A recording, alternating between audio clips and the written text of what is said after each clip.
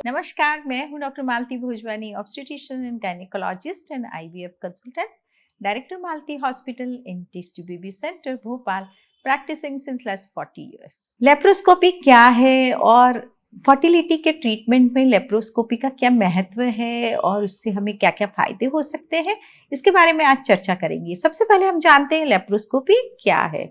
Laparoscopy, lapro का मतलब है हम पेट के अंदर कुछ डाल के उसका मुआयना करते हैं।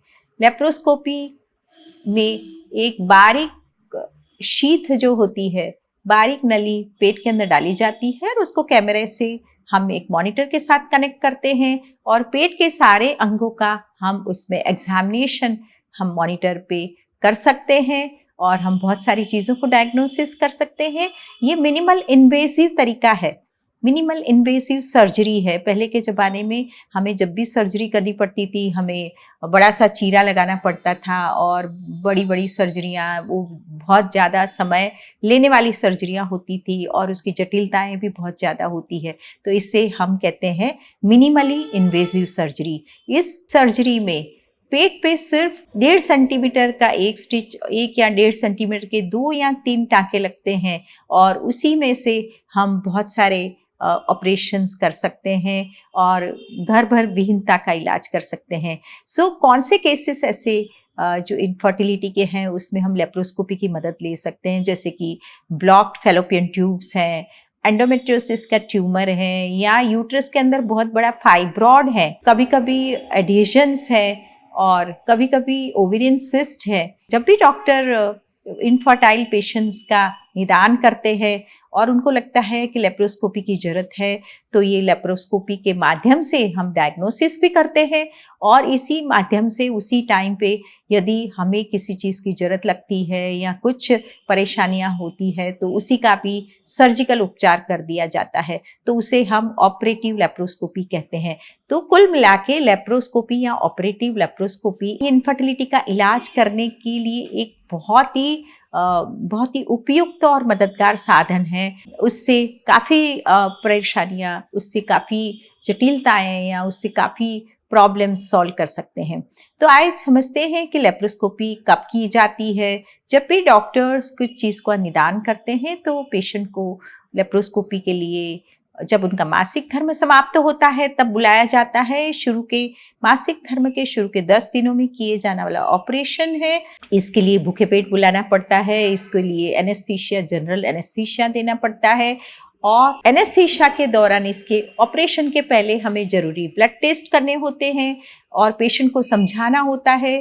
करीब करीब आधे घंटे से लेकर 1.5-2 घंटे का ऑपरेशन हो सकता है और एनेस्थीसिया के दौरान जब एनेस्थीसिया दिया जाता है उसके बाद नाभि के पास एक 1.5 सेंटीमीटर का चीरा लगा के उसमें हम बारीक सुई से कार्बन डाइऑक्साइड पेट में डाला जाता है, पेट को फुलाया जाता है और उसमें से एक बारीक नली के माध्यम से, जिसे हम लेप्रोस्कोप कहते हैं, उसी को डाल के और उसको कैमरा से अटैच करके मॉनिटर पे सारे अंगों का इंस्पेक्शन किया जाता है और साथ में साइड में 2 छोटे छोटे 1 सेंटीमीटर के चीरे लगा के उसमें से इंस्ट्रूमेंट्स डाले जाते हैं।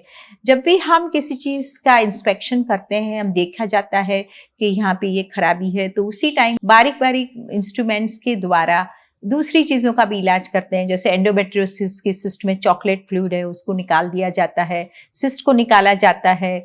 यूट्रस में जैसे बहुत बड़ा फाइब्रॉड है जिसके कारण गर्भधारण नहीं कर पा रही महिला, तो फाइब्रॉड को निकाला जा सकता है। यदि ट्यूब्स ब्लॉक हैं तो उनको बारीक बारीक तारों से खोला जा सकता है और यदि अंदर कुछ चीज़ें चिपकी हुई है या फेलोपियन ट्यूब्स की कंडीशन ठीक नहीं है या उसकी पोजीशन ठीक नहीं है, ओवरी में कोई सिस्ट है, तो उसका भी इलाज कर सकते हैं।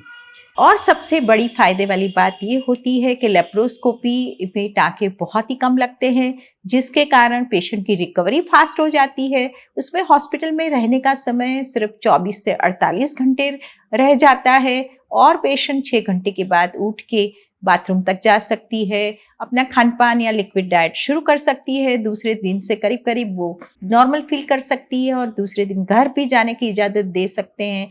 उसके जो पेन की सेंसेशन है या उनको जो दर्द है, उसकी जो इंटेंसिटी है या दर्द होने की जो संभावना है वो भी कम हो जाती है और इसी लेप्रोस्कोपी के माध्यम से यदि हम ऑपरेशन करते हैं तो फास्ट रिकवरी के कारण 1 हफ्ते के अंदर करीब-करीब महिला बिल्कुल नॉर्मल महसूस करती है, अपने सारे रोज़मर्रा के काम कर सकती है, 15 दिन के बाद वो अपना ऑफ़िस भी जॉइन कर सकती है।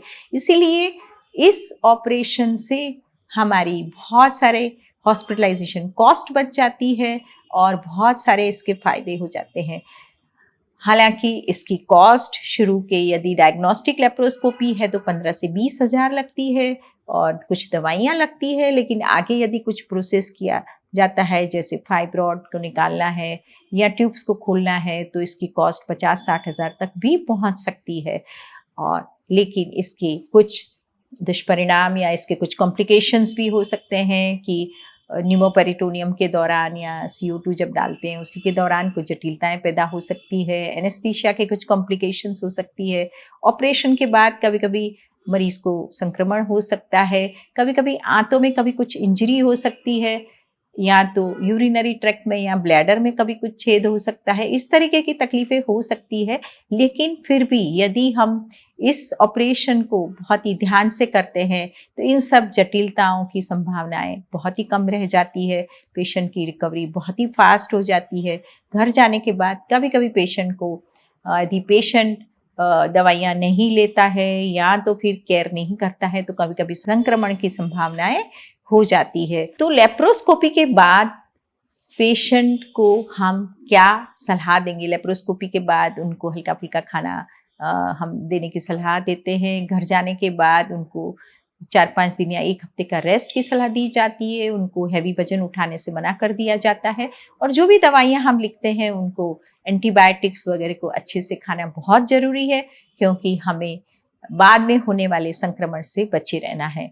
इस तरह से लेप्रोस्कोपी की मदद से आजकल के मॉडर्न एरा में लेप्रोस्कोपी एक बहुत ही मिनिमली इन्वेसिव या हम कहेंगे एक बहुत ही सटीक हमें ट्रीटमेंट का एक साधन है, जिसका हम इनफर्टिलिटी के पेशेंट्स में उसका उपयोग करके उसका फ़ायदा उठा सकते हैं। यदि लेप्रोस्कोपी के बारे में आपके मन में कुछ डाउट्स हैं या आपके मन में कुछ संशय हैं तो आप मेरे कमेंट बॉक्स में डाल सकते हैं। I will be happy to answer. और आपको ये वीडियो उपयोगी लगे तो आप इसे ज़रूर से शेयर करें, मेरा यूट्यूब चैनल सब्सक्राइब करें, वीडियो लाइक करें। नमस्कार, धन्यवाद।